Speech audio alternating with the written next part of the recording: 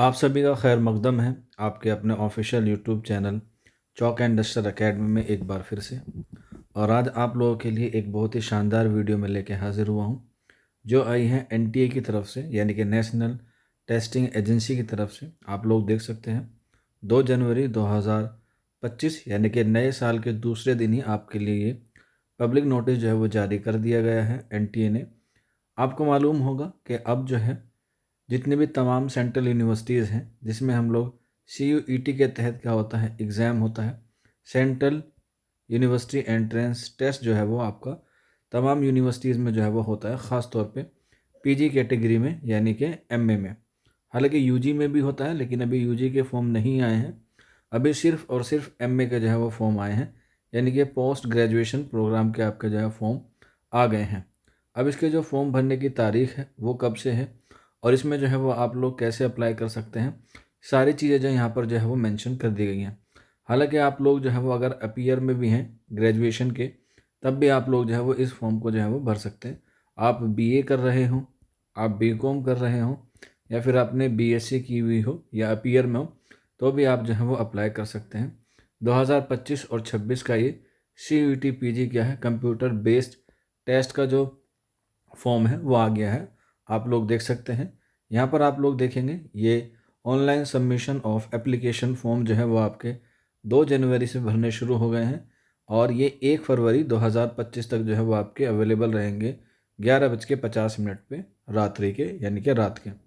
इसके अलावा आप जो है वो फीस सबमिट कर सकते हैं 2 फरवरी तक, वो भी रात के 11:50 तक जो है वो आप लोग अपनी फ़ीस सबमिट कर सकते हैं क्रेडिट कार्ड से, डेबिट से, नेट बैंकिंग से या यूपीआई या क्यूआर कोड से। इसके अलावा अगर आपसे कोई गलती हो जाती है फॉर्म भरते वक्त, तो आपके लिए जो है वो करेक्शन का टाइम दिया गया है।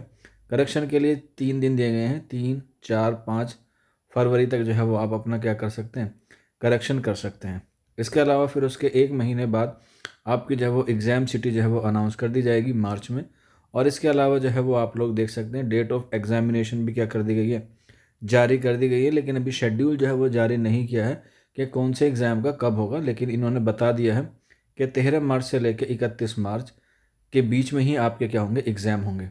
यानी कि तकरीबन आप लोग मान सकते हैं कि आपके जो एग्ज़ाम डे चलेंगे वो 18 दिन चलेंगे और उन्हीं 18 दिनों में जो है वो आपके क्या होंगे, सारे एग्ज़ाम हो जाएंगे। एग्ज़ाम जो है वो ऑनलाइन मोड पे होते हैं, ऑफलाइन मोड पे नहीं होते हैं, ऑनलाइन मोड पे होते हैं, यानी कंप्यूटर बेस्ड आपका जो टेस्ट होता है।